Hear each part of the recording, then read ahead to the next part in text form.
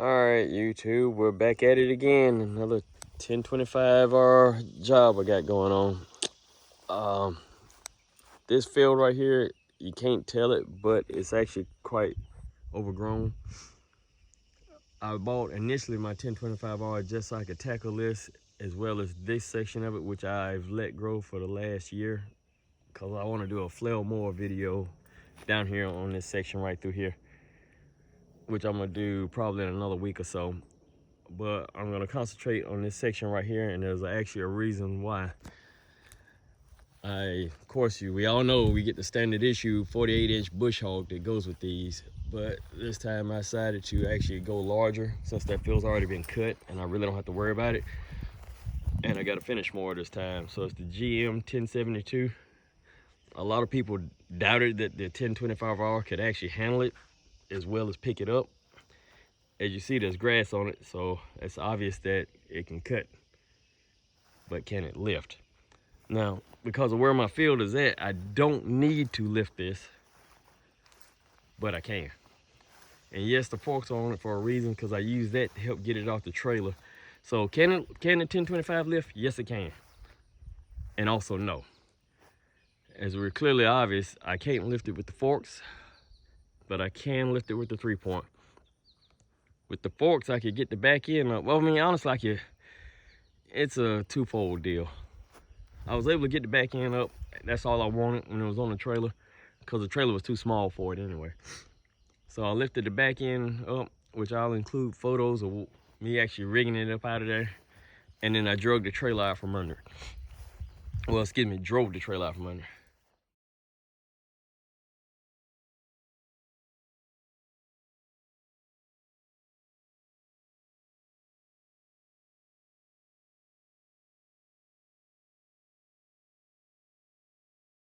But today, I'm going to show you what the 1072 and the 1025 can do together.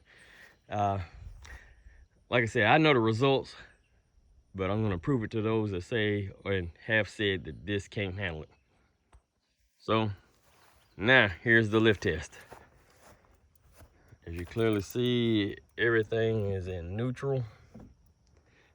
3 points down, engine starting. It is at idle. I'm getting ready to engage 3-point. And there you have it. I honestly don't need to lift it. I mean, yeah, I can change the gauge wheels, but now that I've got them changed, I don't need to change it anymore, because wherever I take it now, because of where the fields are, I'm dragging it. So basically, the gauge wheels are going to stay where they are, and I have no need to lift it unless I'm going to sharpen the blades. But we now see that it can lift, but can it pull and cut? Stand by.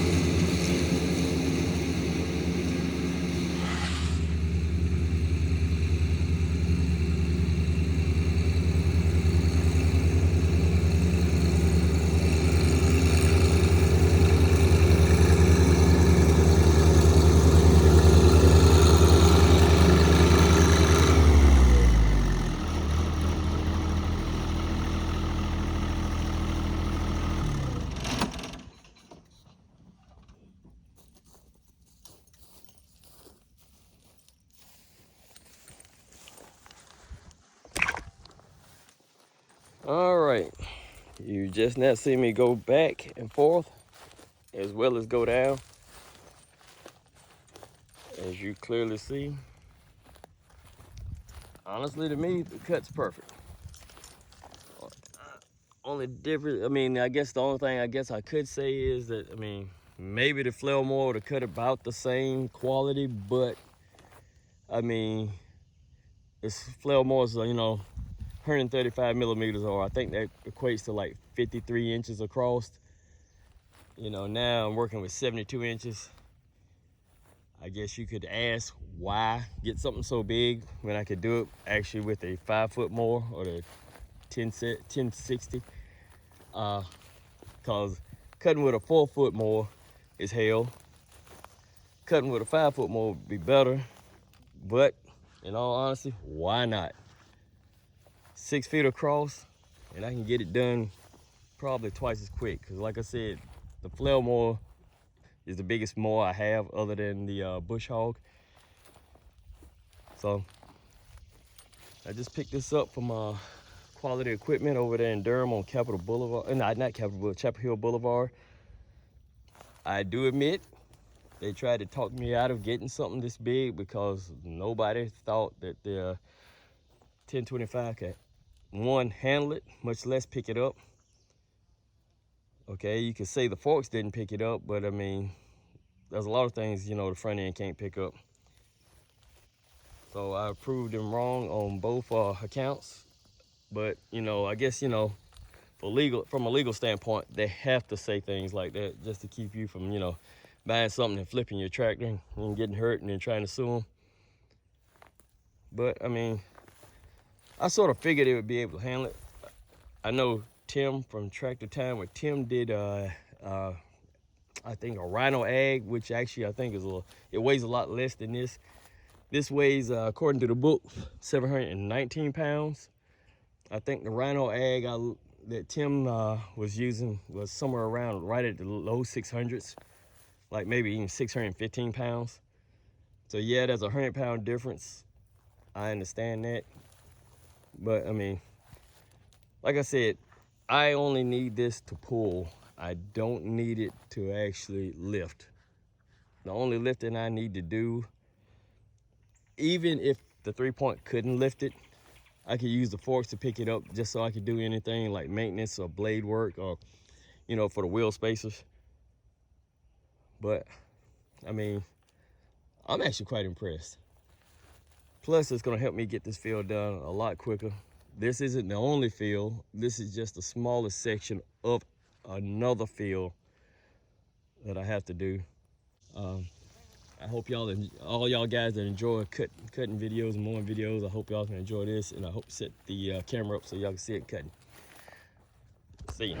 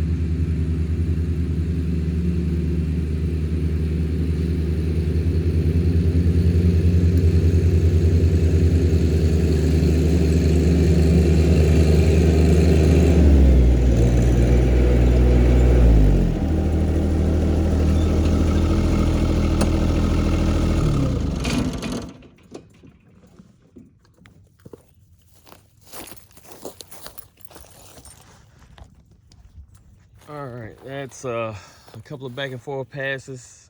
I've done a lot in that quick short amount of time, and that's what I wanted, was something that would cut down my mowing time. Of course, I'm not finished. I'll finish the rest of that, but I didn't want to take that much space up on my phone or stretch out the video long as forever. The only stalks that I missed were as I'm going down because of the width of the mower versus the tractor. I now had to get used to not putting my wheels on the outside edge, but now having to make sure this front wheel right here is actually right there in line with the grass that's being mowed. But I mean, it takes some getting used to. I mean, I just got it yesterday, so it's not a big deal. I'm fully impressed. I am very happy because this is gonna cut down on my mowing time considerably. But I'm not telling everybody to go out and get the biggest mower you can get just because you saw me or Tractor Time with Tim or Courtney at Good Works Tractors lifting the heaviest thing in the world. But I wouldn't discount at least a 5-foot minimum mower on the back of this. It's 1025.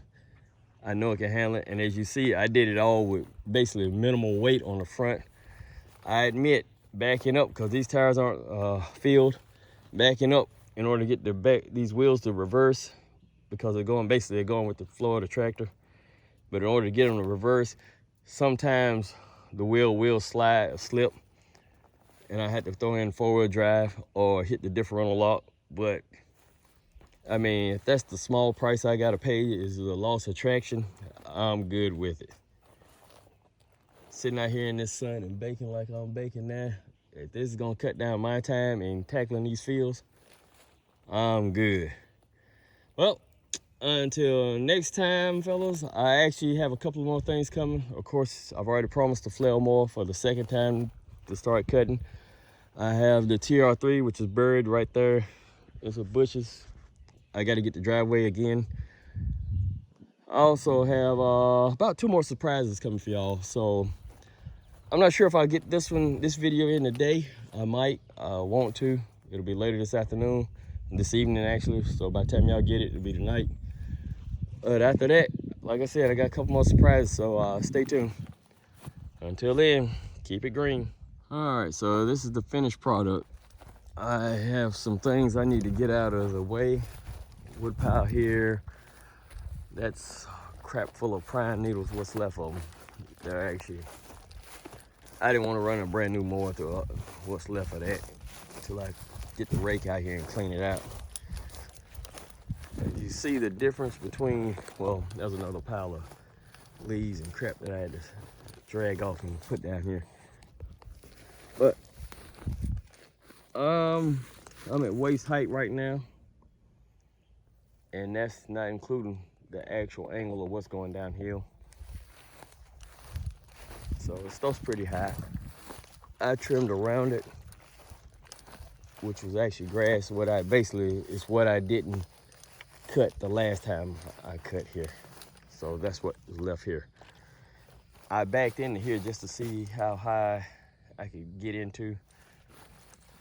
Oh, well, I'm not sure if you can see how high this is. I'm not even at ground level yet. I still have another 13 inches to go, maybe 12. And right there is ground height. So you can see there how high it is. But I did back into here, which I did put on video. It started dragging the RPMs down from 530 to, it was like in the 4s, like 480, 490. And I said, you know what? I'm not gonna tear up a belt on the first day. So I backed up out of it. But literally, this right here comes to my shoulder. I really don't want to get in there as far as ticks, but if you can see it, this is my shoulder. Some of this stuff is at least chest, shoulder high. And like I said, there's an incline in there that you can't see. That's the uphill side of it. And now that's the downhill side. So, mower did pretty good. It impressed me.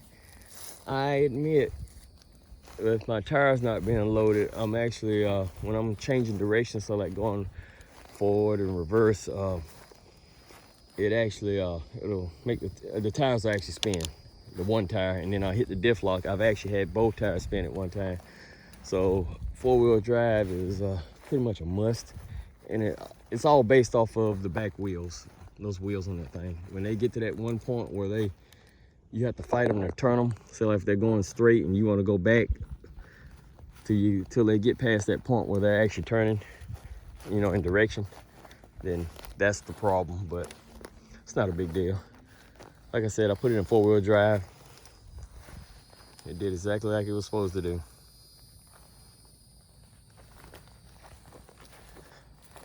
So I have a few more things to clean up, you know, get old tubes out of here so I can clean up the rest. Then I'm gonna put the TR3 to work later, somewhere else, not today. I'm tired, sun's out. That was TR3E actually. Flail mower's over there, across the rotary cutter. So the Rake Counterweight. I was actually proud of this little thing till the wheels broke on it. It's an old air tank I converted into a counterweight. I put wheels on, well, the original wheels broke off of it because it was so heavy. I put more wheels on it and then they bent. So now my counterweight is sitting there waiting for me to get the forks out to get it, so I can sit it upright. It was an old air tank, like a 20-gallon tank or something like that. I'm not sure, 15, 10. I filled it with 2 50-pound plates that fit perfectly inside. And I think 4 bags of 80-pound concrete, I think it was. So, I mean, like I said, it's an old air tank, but either way, it did its job. But unfortunately, that red part that it's hooked to for the 3-point actually goes to a run-row plow. And I can't get it in there because of the tank. But that's for another day. Alrighty, guys. Hope you enjoyed it.